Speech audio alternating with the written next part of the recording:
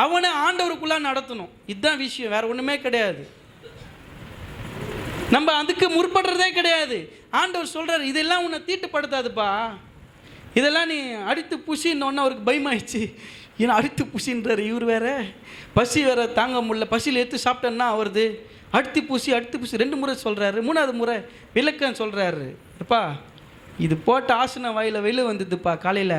ஆனால் வாயில் இருந்த ஒரு வார்த்தை நிறைய பேர் தீட்டுப்படுத்தி மனசு கஷ்டப்படுத்தி உட்கார வச்சுட்டுக்கிற, நீ பேசாத வாயை மூடுன்னு சொல்லி நிறைய பேர் உட்கார வச்சுட்டுக்கிற. அதுதான்ப்பா இருக்கிறதுல பெரிய தீண்டாம.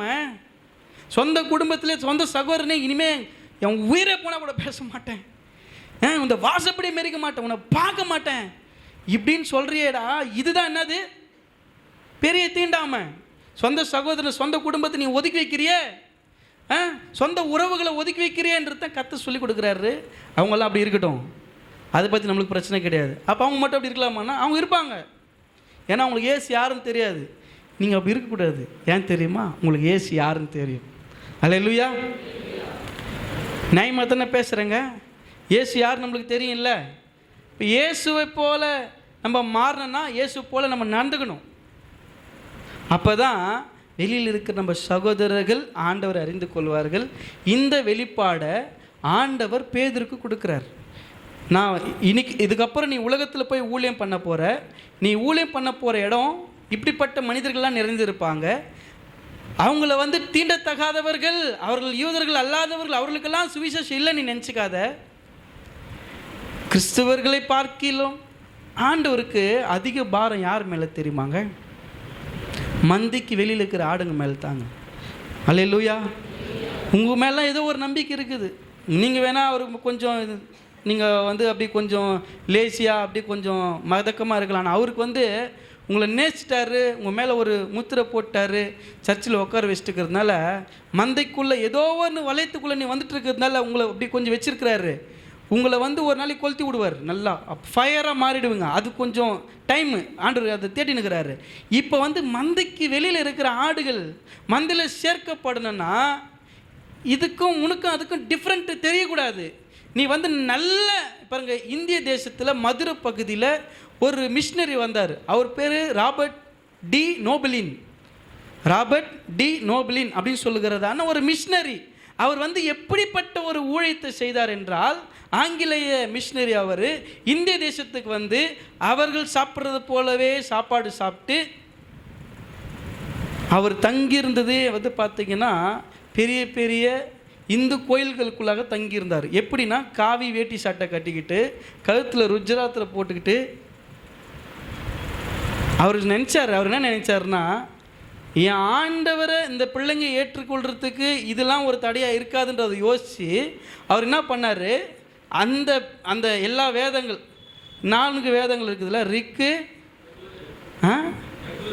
கஜுரு, சாமம், அதர்வனம், இந்த 4 நூல்களோடு கூட வேதாகமத்தை வைத்து கொண்டு அவர் பிரயாணப்பட்டு அந்த வேதத்தையும் போதிப்பார், அந்த வேதத்தோடு கூட பைபிளை வச்சு போதித்து கம்பேர் பண்ணி பேசி பல லட்சம் மக்கள், பல்லாயிரம் மக்களை ஆண்டவருக்குள்ளே வழி நடத்தினார். அது அவருக்கு பிரச்சனை கிடையாது. இப்போ அந்த லட்சக்கணக்கான மக்கள் எப்படி ரசிக்க போயிட்டு இருப்பாங்க. இயேசுவை நான் தெரிவிக்கணும்னா இப்படி தான் போகணுன்றதுனால அது அவர் முன்னெடுத்தார். அதுக்காக எல்லாம் போய் பட்டை போட்டுக்கின்னு காவி கட்டிக்கின்னு கழுத்தில் கொட்டை போட்டுன்னு போயிட்டாதீங்க.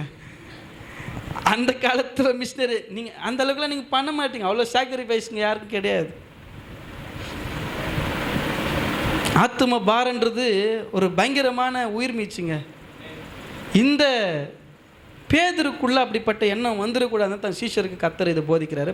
பாருப்பா, இதெல்லாம் உன்னை தீட்டுப்படுத்தாது, இது உள்ளே போயிட்டு வெளியே வந்துடுறது. ஆனால் உன் வாயிலிருந்து வெளியே வர வார்த்தைங்க என்ன பண்ணுது?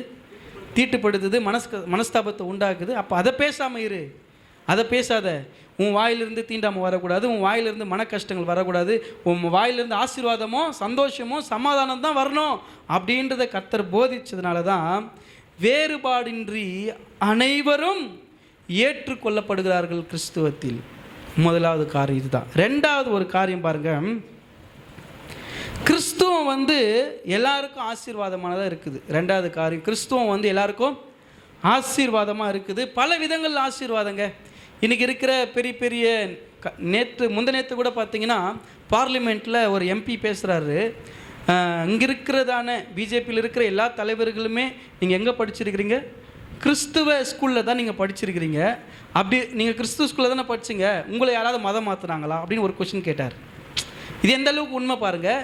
இன்றைக்கி கிறிஸ்துவம் கண்டி தமிழ்நாட்டில் இல்லாமல் இருந்தால் பகுத்தறிவோ கல்வியோ மருத்துவமோ வளர்ந்துருக்காது.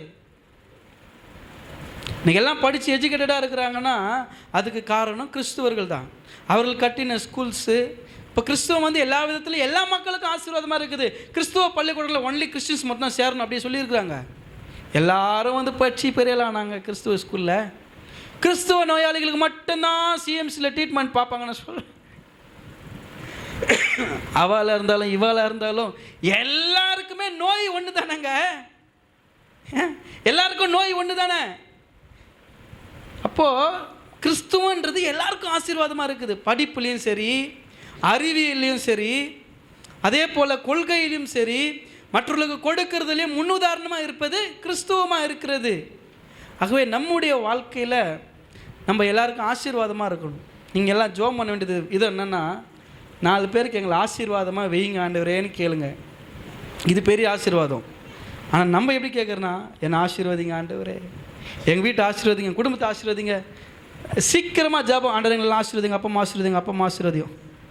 சீக்கிரமாக ஜெபம் பண்ணுவாங்க சில பேர்லாம். ஆண்டவங்களை ஆசீர்வாதிங்க ஆண்டவரே, நிம்மதி ஆசீர்வாதிங்க, ஐயா ஆசீர்வாதிங்க, குடும்பத்தை ஆசீர்வாதி, சர்ச்சை ஆசீர்வாதிங்க, அப்பா ஆசீர்வாதி. ஆமேன்.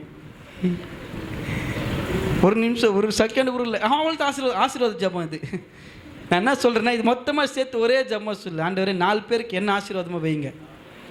நீ ஆசீர்வாதமாக இருக்குன்றது எப்படி தெரியுமா? 4 பேருக்கு நீ கொடுக்குறப்பார், அப்போ தான் நீ ஆசீர்வாதமே. அல்லேலூயா. எனக்கு நானே ஆசீர்வாதமாக இருக்குதுன்றது வந்து அது கேட்க தெரியாது, கேட்டுனுக்குது. அது ஆண்டவரே ஐயோ தள்ள வச்சு பாரு, இது எப்போ பார்த்தாலும் என்ன ஆசீர்வாதி என்ன உனக்கு வஞ்சனையாக பண்ணுக்கிறேன். நான் உன்னை 4 பேருக்கு ஆசீர்வாதமாக வைக்கணும்னு நினச்சா நீ என்ன ஆசீர்வாதி நிற்கிறியப்பா. துக்கப்படுத்தாதபடிக்கு நீங்கள் சொல்லணும், ஆண்டவரே 4 பேருக்கு என்ன பண்ணுங்க, ஆசீர்வாதமாக வைங்க. அதுதான் பெரிய ஆசீர்வாதமே. யாரெல்லாம் 4 பேருக்கு ஆசீர்வாதமாக இருக்கிறோம்?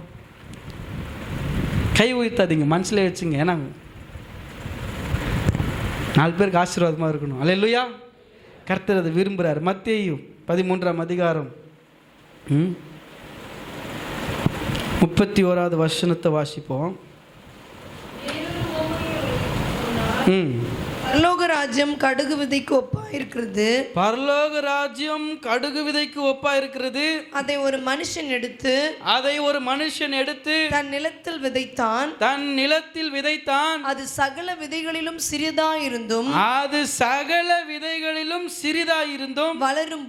வளரும்போது சகல பூண்டுகளிலும் பெரிதாகி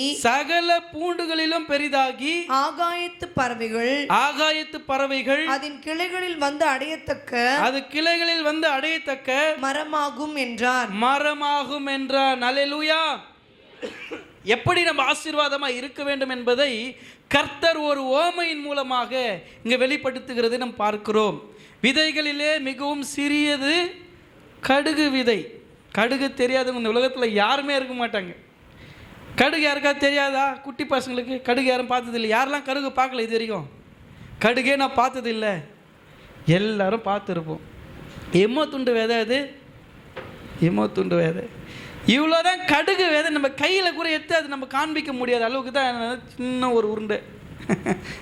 இவ்வளோ தாங்க கடுகு விதை. ஆண்டவர் சொல்கிறது பாருங்க, கடுகு விதை எதுக்கு ஒப்பா இருக்குது? பரலோக ராஜ்யம். உங்களுக்கு புரியுதா? ஒரு சாதாரண சின்ன குட்டி கடுகு விதைய ஆண்டவர் எதுக்கு ஒப்பிட்டு பேசுகிறாரு? விண்ணரசு, பரலோக ராஜ்யத்துக்கு ஒப்பிட்டு பேசுறாரு. பரலோக ராஜ்யம் இந்த கடுகு விதைக்கு ஒப்பா இருக்கிறது. எப்படி பரலோக ராஜ்யம் கடுகு விதைக்கு ஒப்பா இருக்கும் அப்படின்னு நம்ம கர்த்தர் சொல்றாரு. அந்த கடுகு விதை, ஒரு விதையை நிலத்தில் விதைக்கும் பொழுது அது செடியாக வளர்ந்து சகல பூண்டுகளிலும் ஒரு மரமாக, ஒரு பூண்டாக பெரிதாய் வளரும் பொழுது அதன் மீது நிறைய பறவைகள் வந்து உக்காருது. அந்த பறவைகளுக்கெல்லாம் அது வந்து உக்காரத்துக்கு ஒரு அடைக்கலமாக இருக்குது பாருங்க. அதே போல தான் பரலோக ராஜ்யத்துக்கு உரிய நபர்களாகிய நீங்கள், அழைக்கப்பட்ட தெரிந்து கொள்ளப்பட்ட நீங்கள், ஒரு கடுகு விதையாய் நிலத்தில் விழுந்து நீங்கள் வளரும் பொழுது அநேகர் உங்கள் மீது வந்து அமர்ந்து உங்கள் நிழலில் இருக்கும்படி கர்த்தர் உங்களை ஆசீர்வதிப்பார். அல்லேலூயா. உங்களுக்கு புரியுதா என்ன விஷயம் சொல்கிறேன்ட்டு? ஒரு செடி நல்லா வளர்ந்தால் தான் அது நிழலில் எல்லாம் இருக்க முடியும். கையிலே வச்சுன்னு பார்த்துருந்தா செடி வளர்ந்துருமாங்க? நிலத்தில் போடணும்ல. பரலோக ராஜ்யம், நீங்கள் தான் அந்த பரலோக ராஜ்யமாக இருக்கிறீங்க. உங்களால் சந்தோஷம் அடைந்தவர்கள் தான் இருக்கணுமோ தவிர உங்களால் துக்கம் அடைந்தவர்கள் யாரும் இருக்கக்கூடாது. அல்லேலூயா.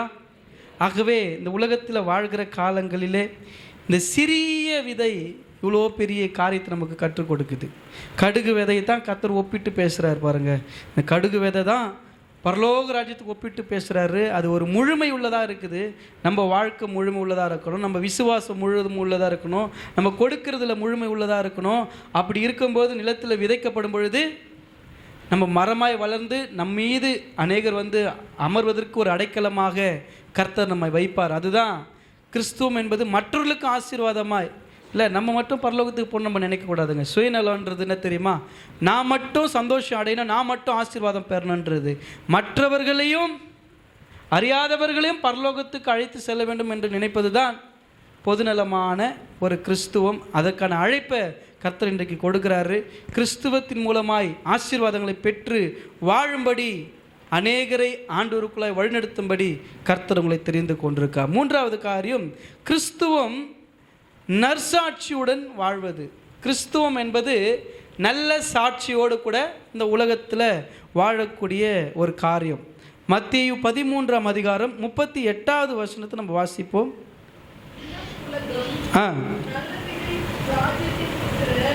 களைகள் பொல்லாங்கனுடைய புத்திரர், அவைகளை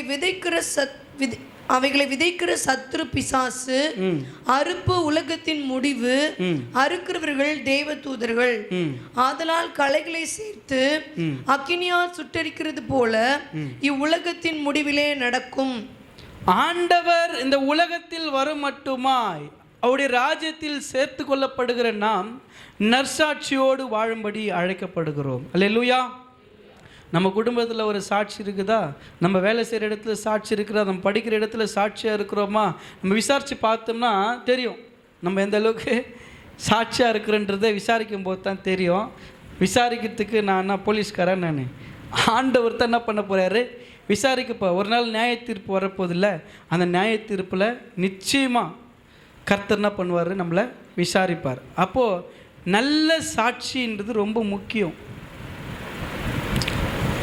ஒரு தலைமை ஆசிரியர் இருந்தாங்க. வட மாநிலத்தில் நடந்த ஒரு உண்மையான சம்பவம். ஒரு பெரிய ஸ்கூலில் அவங்க ஹெட்மிஸ்ஸாக இருக்கிறாங்க. இருக்கும் பொழுது அவங்க பணியாற்றி அந்த காலத்தில் 13 வருஷமாக எல்லா ஸ்கூல்லையுமே வந்து பைபிள் வந்து விநியோகம் பண்ணுவாங்க. பைபிள் கொடுப்பாங்க, எல்லா பிள்ளைங்களுக்கும் பைபிள் கொடுப்பாங்க. இந்த அம்மா சார்ஜ் எடுத்ததுலேருந்து 13 வருஷமாக அந்த ஸ்கூலில் யாருக்கு என்ன பண்ணல? பைபிள் கொடுக்கப்படலை.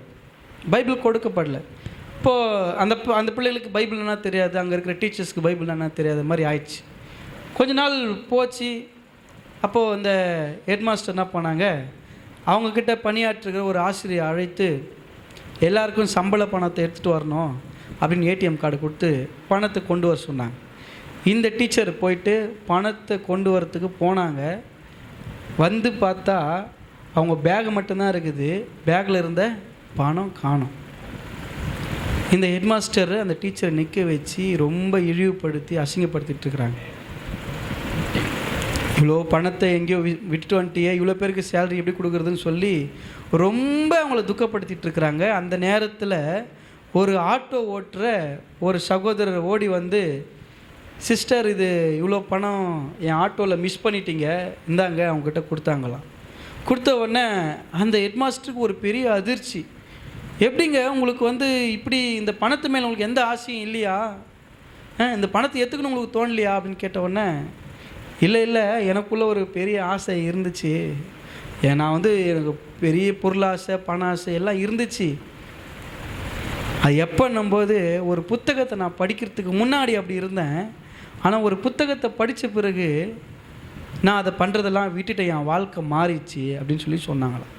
அப்படி உங்கள் வாழ்க்கையை மாற்றி உன்னை இவ்வளோ உண்மை உள்ளவராக நிற்க வைத்தது எந்த புத்தகம் அப்படின்னு சொல்லி கேட்கும்போது அவர் காட்டினாரா, இந்த பரிசுத்த வேதாகமம் தான் என்னை இந்த அளவுக்கு உண்மை உள்ளவனாக மாற்றி இருக்குது.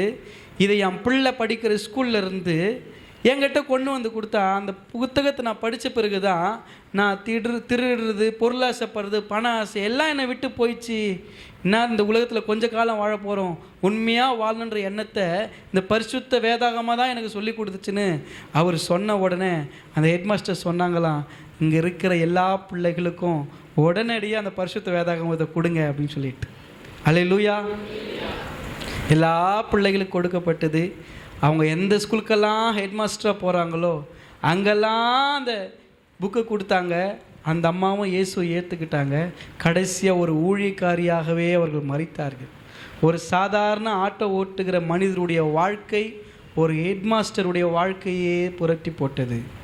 காரணம் அந்த ஆட்டோக்காருடைய சாட்சியுள்ள வாழ்க்கை. அல்லேலூயா. நம் பணியாற்றுகிற இடத்துல அப்படிப்பட்ட வீண் பழிகளும் மிரட்டல்கள் நம் மீது சுமத்தப்படும் பொழுது நாமும் கூட நற்சாட்சி பெற்றவர்களாய் இவர்கள் ஒரு காலம் ஒரு பொழுதும் அப்படி செய்ய மாட்டார்கள்ன்ற ஒரு நம்பிக்கையை நீங்கள் அவங்களுக்கு கொடுத்துருக்கணும். அல்லேலூயா. இதுதான் ஆண்டவர் சொல்கிற அந்த கடைசி காலத்தில் நம்ம வாழ்ந்துட்டுருக்குறோம். எல்லா இடத்துலையும் சாட்சி, நற்சாட்சி. எப்போ தெரியுமா சாட்சி சொல்லுவாங்க? ஒருத்தரை பற்றி சாட்சி சொல்லணும் எப்போ சொல்லுவாங்க? சேர்த்துட்டு அடக்கம் பண்ணி ஃபியூனலில் சொல்லுவாங்க பாருங்கள். அவங்க ஆறுதல் ஜபக்கூட்டம் வைக்கும்பொழுது அவங்கள பற்றி யாரெல்லாம் பேசுகிறீங்க அப்படின்னா வரிசையாக வந்து சொல்லுவாங்க.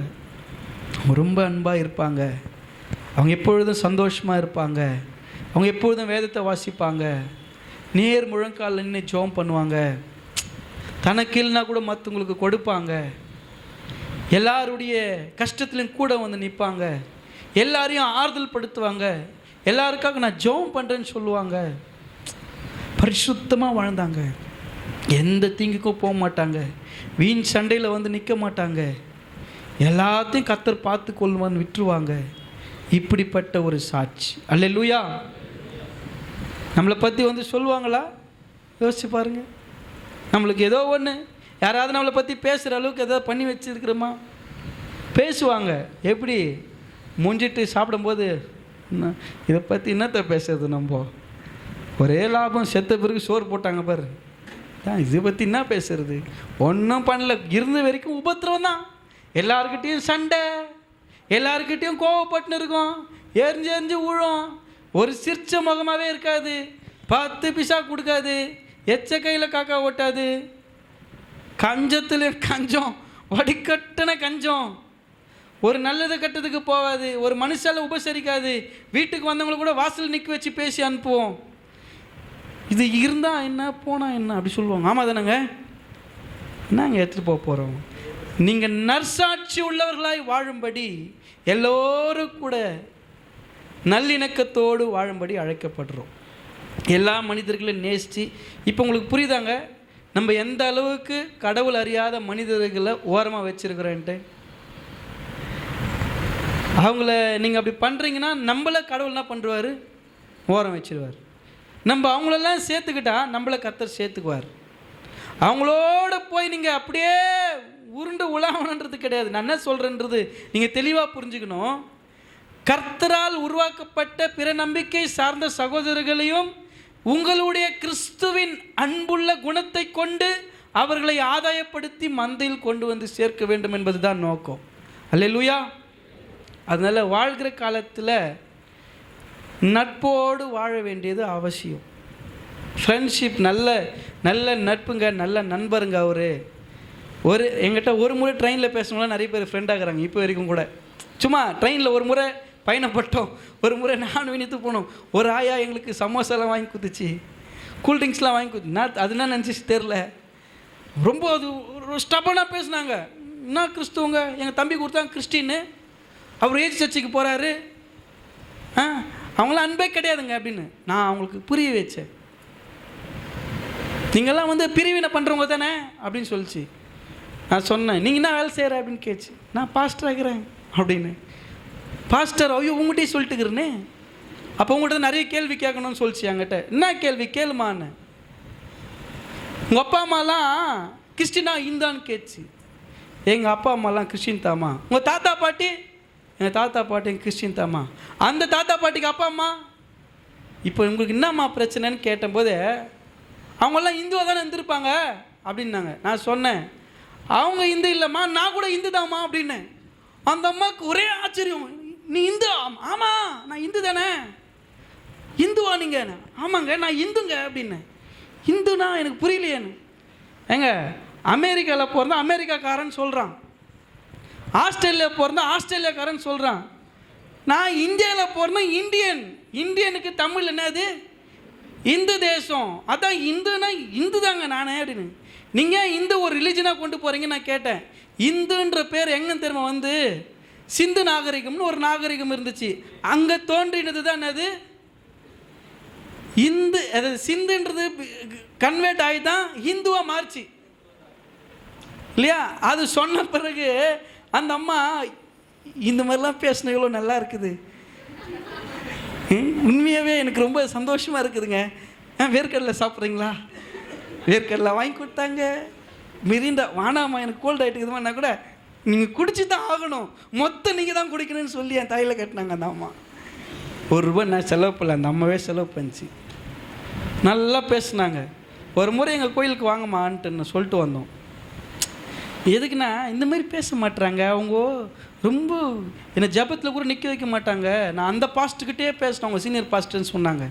ஆனால் இந்த பாஸ்ட்டுக்கிட்ட நான் இது மாதிரி நான் பேசுறது யாரை கேள்விப்படல. உங்களுக்கு புரியுதா நான் என்ன சொல்கிறேன்னு? இந்துன்றது வந்து ரிலீஜியன் கிடையாது அப்படி நினைக்காதீங்க. இந்துன்றது வந்து இந்தியன் அப்படின்னா என்னது? நம்ம பைபிள்லேயே பார்த்தீங்கன்னா எஸ்தர் 1:5 நினைக்கிறேன், 1:3 இந்து முதல் எத்தோப்பியா வரைக்கும் அப்படின்னு சொல்லுவாங்க. இந்தியா இங்கிலீஷில் பார்த்தீங்கன்னா இந்தியா டு எத்தோப்பியா. இந்து தேசம் அப்படின்றது என்னது? இந்தியா, அவ்வளோதான். இந்து தேசத்தில் பிறந்தேன் நான் இந்து, அவ்வளோதான். ஆனால் நான் ரிலீஜிக்கலாக நான் பார்க்கும்போது நான் ரிலீஜியனாக நான் வந்து ஜீசஸை பின்பற்றுறேங்க. இயேசுடைய கோட்பாடுகள், இயேசுடைய வழிநடத்துதல், அவர் எனக்கு போதித்த காரியங்கள், அவர் என்னை நல்லவனாக வச்சிருக்கிறாருங்க. நான் ஒரு வேளை கடவுள் அறியாமல் இருந்தால் என் வாழ்க்கை எப்படி திரும்ப வந்திருக்கோம், வேற மாதிரி இருந்திருக்கும். ஆனால் ஆண்டவர் அறிஞ்சதுனால, அவருடைய கொள்கைகள், அவருடைய வார்த்தைகளை பின்பற்றி நடந்ததுனால பாவத்துக்கு போகாமல் என் வாலிபத்தை ஆண்டவருக்கு ஒப்பு கொடுத்து இந்த வாலிப காலத்தில் அவருக்கு ஊழியம் செய்யும்படி நிற்க வச்சிருக்கிறார் பாருங்க. அதுதான் அவரை நான் பின்பற்றுவதற்கான ஒரு அடையாளம். ஆனால் நான் ஒரு இந்துன்றது ஒரு ரிலீஜனாக நீங்கள் கன்வெர்ட் பண்ணாதீங்க. இந்துன்றது ரிலீஜன் கிடையாது, இந்துன்றது ஒரு மதம் கிடையாது, அது நேஷன் ஐடென்டிட்டி. இந்து தேசம் அப்படின்னா நீங்கள் என்ன சொல்லுவீங்க? சரி, வெளிநாட்டுக்கு போகிறீங்க, நீங்கள் எங்கேருந்து வந்துக்கிறீங்க சார் அப்படின்னு கேட்டால் என்ன சொல்லுவேன்? Where are you coming from sir அப்படி கேட்டால் என்ன சொல்லுவீங்க? அமெரிக்கனா? ஐ ஆம் கம்மிங் ஃப்ரம் இந்தியா அப்படின்னு சொல்லுவீங்க. அதே தமிழ், நான் இந்து தேசத்துலேருந்து வந்திருக்கிறேன் அப்படின்னு தான் சொல்கிறது தமிழ். அதுதான் மொழிபெயர்ப்பு பண்ணி பார்த்தீங்கன்னா இந்து தேசத்துலேருந்து வந்திருக்கிறேன், அவ்வளோதான். அதனால் வந்து நீங்கள் வந்து ஒரு மதத்தை ஒருத்தர் இருந்தாருங்க, அவர் வந்து என்ன பண்ண மாட்டார், இந்து கடையில் போய் சாப்பிட மாட்டார். இந்து நியூஸ் பேப்பர் இருக்குது பாருங்கள், இந்துன்ற நியூஸ் பேப்பர் படிக்க மாட்டார். கேட்டால் அது இந்துனுக்கு தான். இதெல்லாம் உங்களை பரலோகத்துக்கு கொண்டு போகுமா? பவிஷ்யம் எப்படி இருக்குது பேர்.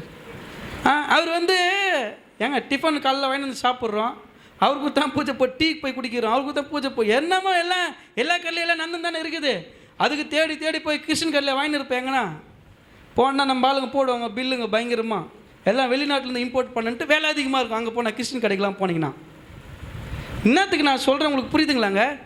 நீங்கள் மதம் பூச்சி அலைவானான்னு சொல்கிறேன். ரிலீஜியஸ் வேறு, நம்ம வந்து ஆண்டவரை பின்பற்றுகிறோன்றது வந்து என்ன தெரியுங்களா, அவருடைய அன்பு என்னை பூர்ணமாக மாற்றிச்சுங்க.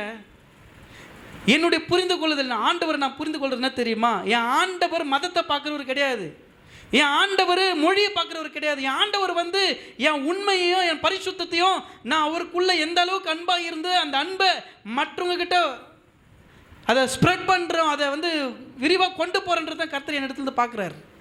அதுக்கு ஒரு முன்னுதாரணமாக நீங்கள் இருக்கும்படி அழைக்கப்படுறீங்க, நற்சாட்சி உள்ளவர்களாய். அல்லேலூயா. இதை உங்கள் வாழ்க்கையில் நீங்கள் கொண்டு வரும் பொழுது உங்கள் வாழ்வு நற்சாட்சி உள்ளதாய் மாறும். நீங்கள் எந்த இடத்துலையும் பிரிவினை உண்டு பண்ணுறவங்களா இருக்கக்கூடாது. சரிங்களா? விட்டுட்டு வந்த எந்த காரியத்தையும் திரும்ப பண்ணாதீங்க. ஐயா தான் சொல்லிட்டாரு, ஒன்றுன்னா போய் மணி அடிக்கலாம். இந்த மாதிரி பண்ணிங்கன்னா அப்புறம் நான் வேறு அது உங்களுக்கு புரிஞ்சு கொள்ளுதல் வந்து நீங்கள் சரியாக புரிஞ்சுக்கணும். ஆண்டவர் வந்து ரொம்ப வைராக்கி. என் பிள்ளை என்ன தான் அப்பான்னு கூப்பிடணும். நியாயப்படி பார்த்தா பக்கத்து வீட்டுக்காரனை போய் அப்பான்னு கூப்பிட்டா வயிற்று சும்மா எனக்கு டேய் அவனை ஏன்டா போய் அப்பான்னு கோபம் வருமா வராதா? புரியுதா அவங்களுக்கு என்ன சொல்கிறேன்ட்டு? ஆண்டவரே நான் ரட்சகராக ஏற்றுக்கிட்ட பிறகு திரும்ப அங்கே போய் நிற்கிறது வந்து பெரிய குற்றம், பெரிய தவறு. ஆனால் என் சகோதரன் அறியாமையில் இருக்கிறான்னா அவனுக்கு கிறிஸ்துவை என் அன்பின் நிமித்தம் காண்பிக்க வேண்டியது அவசியமாக இருக்கிறது. இதுதான் நீங்கள் புரிந்து கொள்ள வேண்டிய காரியம். கிறிஸ்துவம் எல்லோரையும் ஏற்றுக்கொள்ளும். கிறிஸ்துவர் ஆகிய நீங்கள் எல்லோரும் ஏற்றுக்கொள்கிறீர்களா என்கிற சிந்தனையோடு கூட இந்த வார்த்தைகள் நிறைவு செய்கிறேன். கர்த்தர் உங்களையும் இந்த குடும்பங்களையும் ஆசீர்வதிப்பார். நம் யாவரும் எழுந்து நின்று